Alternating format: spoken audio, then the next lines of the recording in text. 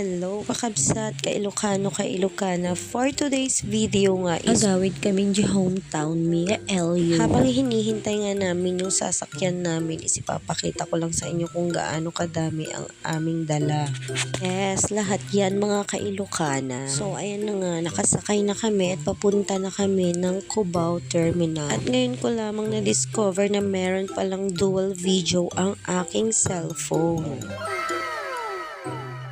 Fast forward is nandito na nga kami sa Cubao Terminal. Nakagatang kami titiket militan kakabsat kaso nga lang orayon tayo lang nga jay partas ket jay oras na nga agluwas.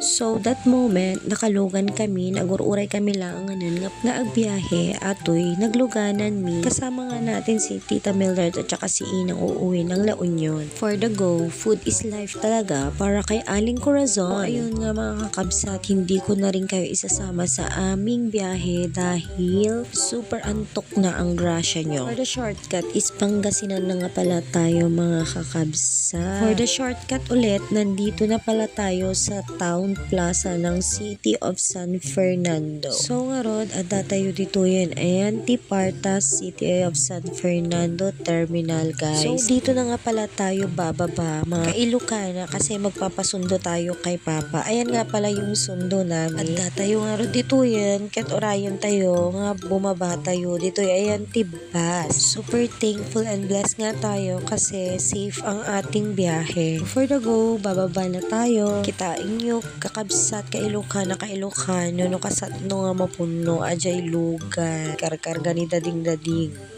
So apan tayo garuda, nagbiyahe tayo. Let's go. Tawid kami paygayam. Ayan Tibalawan, La Union, mga kakabsat, ka-Ilocana, ka-Ilocano. Tapos dumaan nga kami dyan sa Tristan Bulaluhan ng Bulalo para may pang-ulam kami.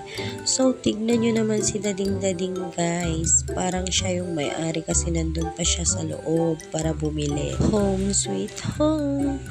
Thank you Lord for the safe ride. So yan nga lang for our daily vlog.